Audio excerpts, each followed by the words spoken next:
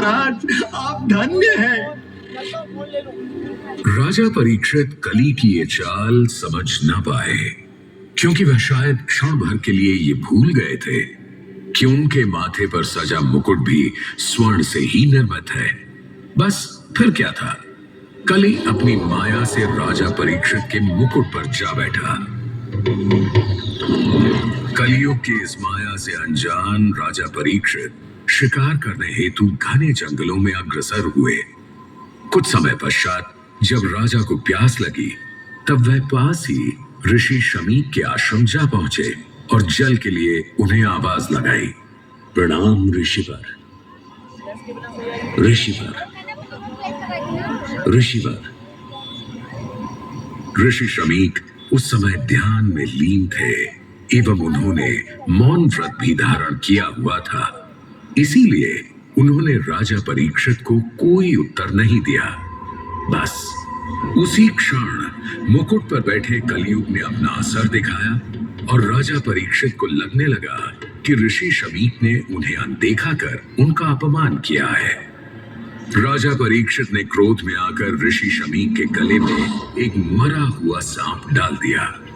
तदुपरांत नदी से स्नान कर लौट रहे ऋषि शमीक के पुत्र श्रृंगी ने जब ये देखा, तो उन्होंने राजा परीक्षित को उनके इस दुस्साहस के लिए श्राप दे डाला।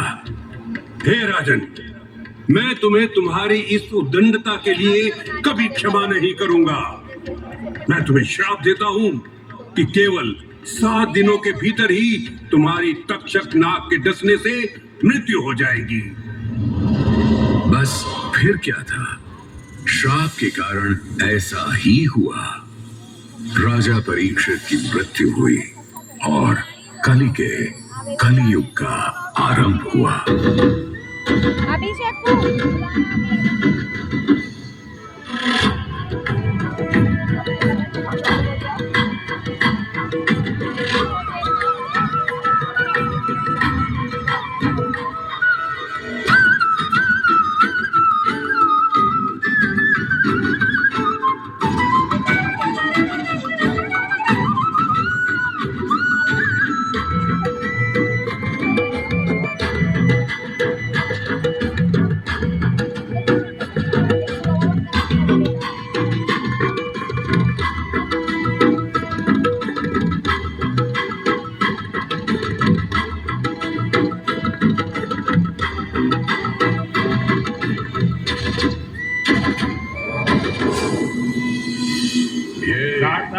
कलयुग है, ये कलयुग है।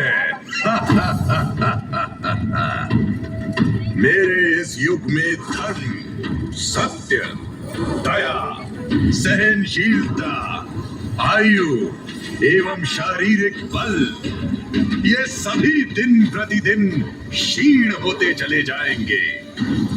केवल धन ही मनुष्य के अच्छे गुणों की निशानी माना जाएगा और न्याय तो केवल व्यक्ति की शक्ति के आधार पर ही लागू होगा।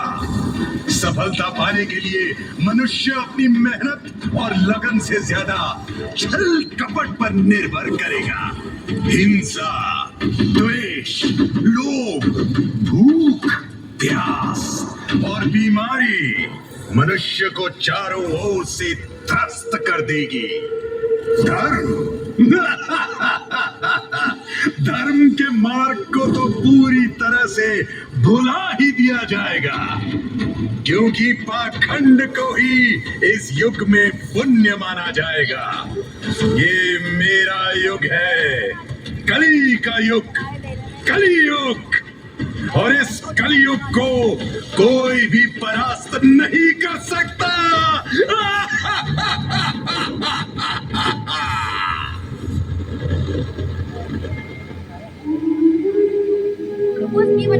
जहां अधर्म है वहां धर्म भी होगा, जहां असत्य है वहां सत्य भी होगा, जहां लोभ है वहां त्याग भी होगा, जहां कली है वहां कल्कि भी होगा।